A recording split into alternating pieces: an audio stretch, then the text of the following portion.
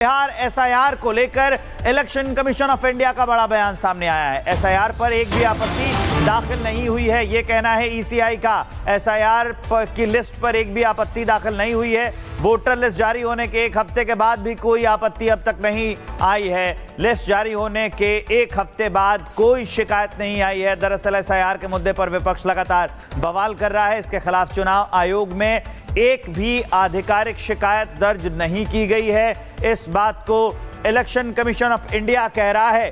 तो अपडेट हम आपको दे रहे हैं। अब चुनाव आयोग का यह कहना है, चुनाव आयोग कह रहा है कि एक हफ्ते हो गए वोटर लिस्ट जारी किए, अगर किसी वोटर को दिक्कत होती तो वो शिकायत दर्ज कराता। और चुनाव आयोग का यह कहना है कि लिस्ट जारी होने के एक हफ्ते के बाद भी अब तक कोई शिकायत दर्ज नहीं कराई गई है। गणेश हमारे सहयोगी दिल्ली से हमारे साथ जुड़ गए इस खबर को विस्तार देने के लिए। चुनाव आयोग अपनी बात को साबित करने के लिए कह रहा है कि अब तक कोई शिकायत नहीं आई है, तो इस तरह से देखें तो विपक्ष धराशायी हो रहा है इस मुद्दे पर।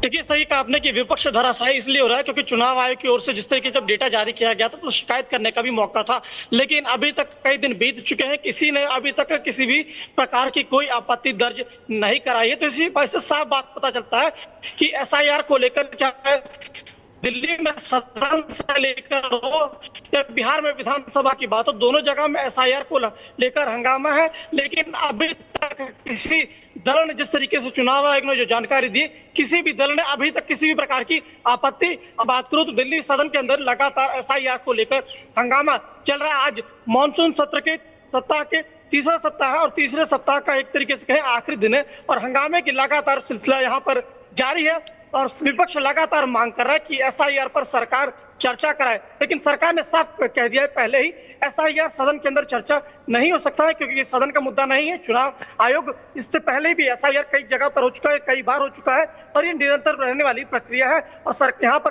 कोई चुनाव आयोग के अधिकारी यहाँ पर जवाब देने नहीं आएंगे। रिफॉर्म की बात होती तो रिफॉर्म को लेकर चर्चा हो सकता था, लेकिन विपक्ष जो है तो एसआईआर पर लेकर लगातार यहाँ पर हंगामा कर रहा है। चाहे विपक्ष में बड़े नेताओं की अगर बात करूं, प्रियंका गांधी हो, सोनिया गांधी हो, राहुल गांधी हो, अखिलेश यादव, सभी। गणेश, इस जानकारी के लिए आपका बहुत बहुत शुक्रिया। आप चलिए आगे बढ़ते हैं। संसद परिसर में आज भी विपक्षी सांसदों ने बिहार एसआईआर और वोट चोरी के आरोपों को लेकर प्रदर्शन किया है। उसी की तस्वीर हम आपको दिखा रहे हैं। ये विपक्षी दल हैं जो बिहार में एसआईआर चल रहा है उसको लेकर प्रदर्शन कर रहे हैं और उन्होंने जो वोट चोरी का मामला उठाया गया था राहुल गांधी के द्वारा उसको लेकर भी प्रदर्शन कर रहे हैं। बांग्ला में हाथ में पोस्टर लिए और दूसरी भाषाओं में, ये कन्नड़ भाषा में भी पोस्टर लिए आपको प्रियंका गांधी और दूसरे विपक्ष के नेता नजर आ रहे हैं।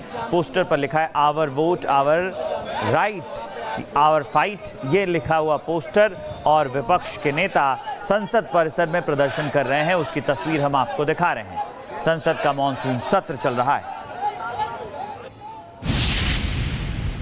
अत्याचार के विरुद्ध हमारे शांतिपूर्ण प्रतिरोध का शाश्वत प्रतीक है। इस अवसर पर हम राष्ट्रपिता महात्मा गांधी और भारत की स्वतंत्रता के लिए अपना सर्वोच्च बलिदान देने वाले सभी अमर शहीदों को श्रद्धांजलि अर्पित करते हैं तथा अपने स्वतंत्रता संग्राम के उच्च आदर्शों के प्रति स्वयं को पुनः समर्पित करते हैं। प्रश्नकाल प्रश्न संख्या 281-281 श्री कालीचरण सिंह।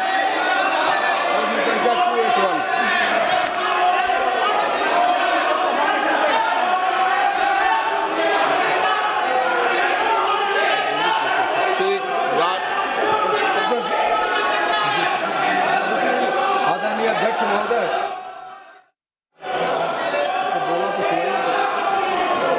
प्रश्न संख्या 281 अध्यक्ष महोदय उत्तर सभा पटल पे रखा है।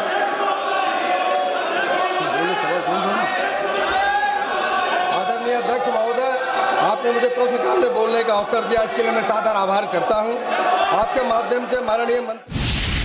तो लोकसभा और राज्यसभा की कार्यवाही शुरू हो गई है, उससे जुड़ी अपडेट हमने आपको दिखा दी। अब चलिए आगे बढ़ते हैं और बात करेंगे कांग्रेस सांसद और नेता प्रतिपक्ष राहुल गांधी एक बार फिर से आमने सामने हैं चुनाव आयोग के। चुनाव आयोग पर इन्होंने आरोप लगाए कि अब उस पर चुनाव आयोग ने हलफनामा दायर करने को कहा है राहुल गांधी से। राहुल गांधी के चुनाव आयोग पर हमले के बाद सियासी पारा भी चढ़ा हुआ है। बीजेपी ने राहुल को निशाने पर लिया है। इस रिपोर्ट को दिखाते हैं।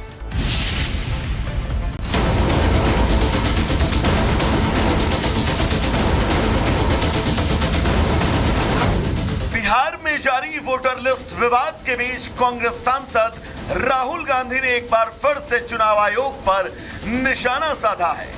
प्रेस कॉन्फ्रेंस कर राहुल गांधी ने चुनाव आयोग को घेरा और कर्नाटक, महाराष्ट्र के अलावा हरियाणा में विधानसभा चुनाव में धांधली का आरोप लगाया।